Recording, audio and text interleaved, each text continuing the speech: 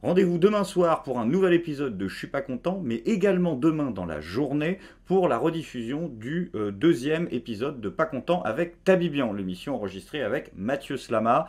Désolé de sortir deux vidéos le même jour, mais je voulais vous laisser le maximum de temps possible pour pouvoir voir ce deuxième épisode avant la troisième émission de Pas content avec Tabibian qui sera jeudi toujours à 19 h en direct sur Twitch, rediffusé sur YouTube également, avec Martin Blachier. Sur ce, bon épisode.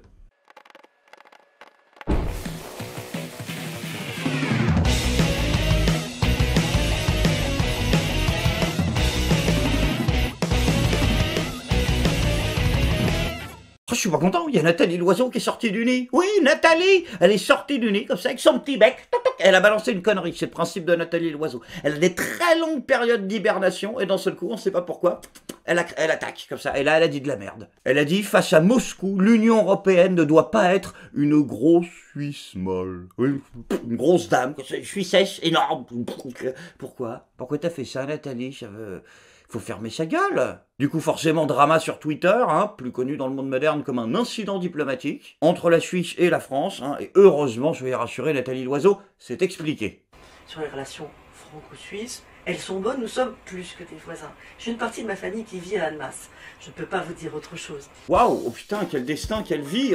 On s'en fout de ta life. Nathalie, tu nous fais une Morano, même pas, une demi-Morano d'ailleurs, parce que Nadine Morano, bon, son amie noire, a priori elle est vraiment noire, voilà, alors que Annemasse, voilà, a priori, c'est pas en Suisse, c'est en Haute-Savoie, voilà, donc c'est complètement... Oui, c'est à côté, ça va pas suffire. Non, parce que déjà, l'argument Morano, Platinum, 100% de son efficacité, bon, ça reste de la merde, mais là, un demi-Morano, qu'est-ce que tu veux que je te donne avec ça? Sans déconner, on n'est pas au sou, donc arrête, rentre chez ta mère. Ce qui est fascinant avec les gens comme toi, Nathalie, c'est que, tu sais, si on réalisait un jour l'hypothétique espoir de, comme nous y invite pourtant le chef des escrocs, notre président en chef, allez vous chercher, si un jour on y arrivait à faire ça, individuellement, quand on vous prend, on ne sait jamais s'il faut vous foutre en tôle, en HP, ou tout simplement à l'école. En plus, c'est pas le bon moment pour dire de la merde, Nathalie. Je veux dire, quand même, Emmanuel Macron, tu lui fais ça en plein pendant son écoute des territoires. Franchement, ça se fait pas. Oui, son écoute des territoires. Hein, sa campagne. Non, on ne dit pas Emmanuel Macron est en campagne. Dans les médias, on dit il est à l'écoute des territoires. Ce n'est pas pareil. C'est cosmique, c'est incroyable. Par contre, il est très à l'écoute des territoires, tout ça. Oui, le gazelle, le romarin qui bouge dans les arbres de mon enfance, tout ça. Les gens, bah les couilles. Mais en vrai, il est très au niveau auditif, ça va, Emmanuel Macron, ils nous l'ont bien rafistolé pour les élections, mais c'est au niveau de tout ce qui est expression verbale. Il a dit, j'ai pas envie. Si, pose caca, il fait un caprice. Il a dit qu'il refusait les débats de premier tour. Il fera pas. Non, il est dispensé. Il a un mot de sa maman, qui est accessoirement sa conjointe, et qui dit, non, c'est pas grave, il est dispensé parce qu'il vous emmerde. Voilà, il y a marqué ça sur le papier. Jacques Chirac avait donc inventé le fameux « je ne débat pas avec la haine ». Jupiter invente le je débat pas avec tout le monde, du tout court. J'arrête là. Voilà, tu vois, on va même arrêter là. C'est incroyable. C'est moi où on est passé quand même très très vite du « qu'ils viennent me chercher » au je reste planqué chez moi comme une merde ». Bah oui, pose caca, mais tu vas pas nous faire un remake de Kaamelott, tu peux pas être en dépression comme ça. J'ai rien un pays à gérer.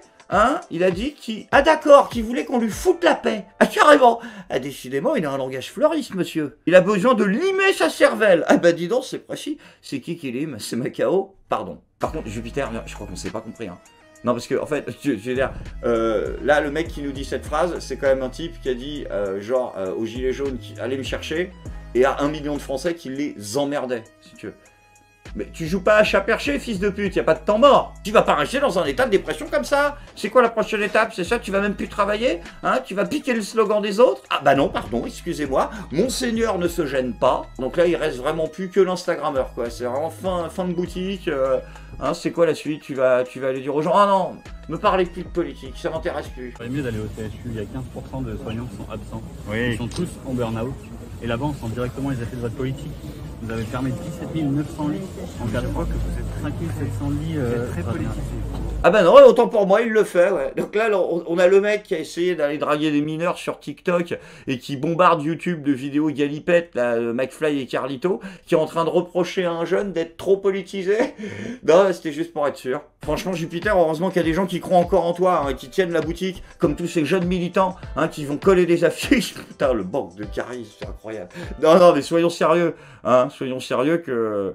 T'es bien d'accord qu'au moment où la photo est prise, là, ouais, le port du masque est plus que conseillé en extérieur. Voilà, donc il y a un tiers de tes électeurs qui s'en battent les couilles de ce que tu dis. Hein. Et bien évidemment, vous vous en doutez, alors que notre leader suprême est affaibli, eh bien ses ennemis, hein, ne manquant pas de couardise, n'hésitent pas à justement l'attaquer de plein fouet. Et ben tu sais quoi, Emmanuel, hein, je vais être fair play. En 5 ans que tu me fais bouffer, je vais te défendre. Un épisode, hein, mais un seul épisode. On va commencer par Yannick Jadot, qui a décidé d'attaquer. Oui, il a dit, nous ferons une campagne de terrain et pas une campagne parisienne. Attention. Hein, donc en attaquant spécifiquement Anne Hidalgo et Emmanuel Macron. Hein, il se veut le candidat de la France périphérique, hein, de ces petites gens dont il a parlé dans son dernier meeting et qui souffrent. Yannick, ta gueule.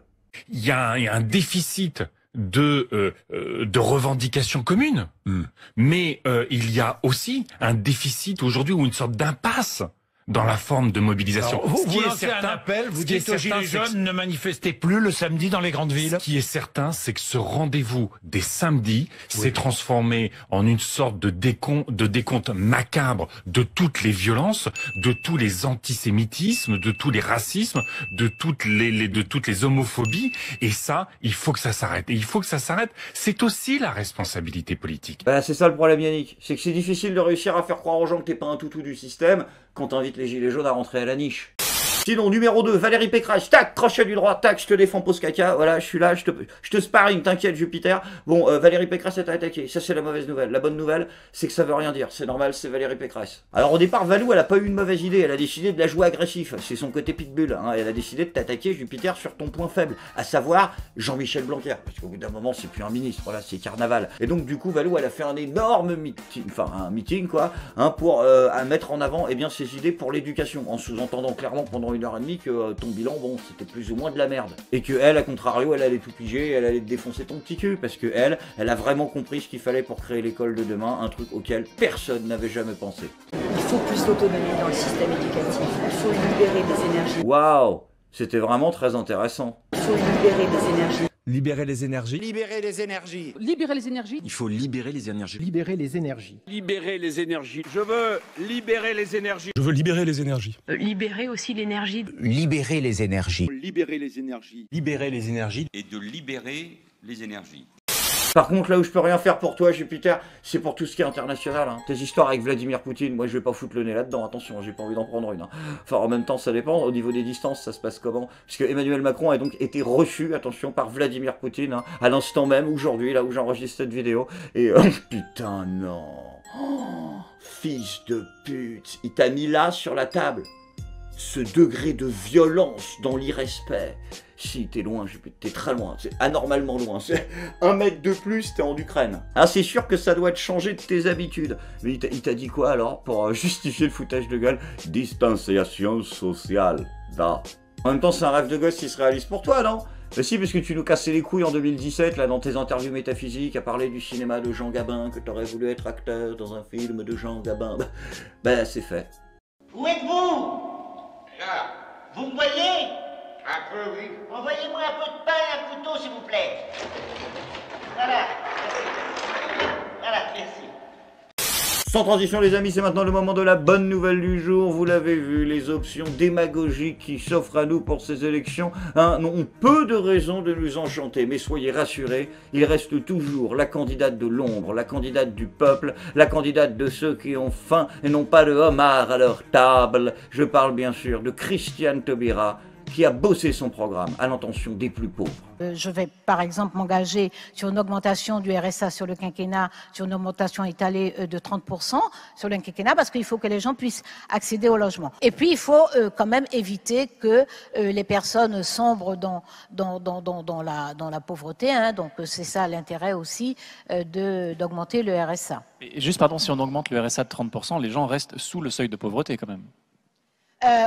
Oui, mais on y ajoute, voilà, on peut y ajouter l'APL d'une part, et puis je considère que il y a la nécessité de revoir la totalité des minima sociaux. Bravo, incroyable, le malaise de l'année. Là, c'est ça sent pas bon du tout. Ça, hein, ce que ça sent, les poubelles de l'histoire, c'est par là-bas. T'es plein sud dessus, Tata Christiane, c'est une catastrophe. Catastrophe qui n'est concurrencée que par les notes que t'ont mis les gens, les commentaires, parce qu'ils ont voulu faire un truc du futur. Oh là là là là, le drame, putain. Hein, c'est bah ouais, vous êtes noté comme à l'école, donc forcément t'arrives à des résultats de débiles. Hein. Après attention, on va pas être trop dur avec Tata Christiane, ça a toujours été sa tactique politique. Bah, je veux dire, ne jamais faire ses devoirs, et puis le jour de l'examen, trouver un premier de la classe sur qui on copie en douce. Je suis pas content.